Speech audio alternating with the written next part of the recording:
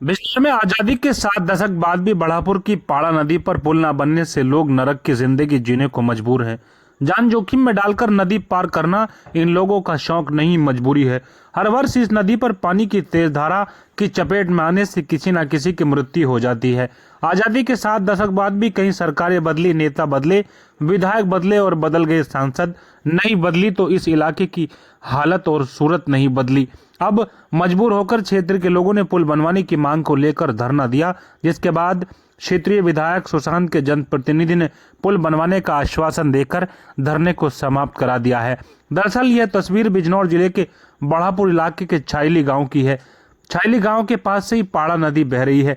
बरसात में ये नदी क्षेत्र के लोगों के लिए काल बन जाती है। दाल, आटा, खाने पीने की सामग्री जैसी मूलभूत सेवाओं के लिए भी क्षेत्र के लोग तरस जाते हैं। मजबूर होकर जान जोखिम में डालकर लोग इस नदी को पार करते हैं। बरसात में चारे के संकट के चलते पालतू मवेशी भी इस तरह से ऐसे ही पार करते हैं जिस तरह से बकरियां इसको पार करती नजर आ रही हैं। इस नदी के कारण मासूम बच्चों की शिक्षा, स्वास्थ्य पर भी बुरा असर पड़ रहा है। कई दिनों से यहाँ पर लोग बारिश में भी धरने पर बैठे हैं, लेकिन आज क्षेत्रीय विधायक सुशांत के जनप्रतिनिधि ने धरना दे रहे लोगों के बीच पहुंचकर पुल बनवाने का आश्वासन दिया।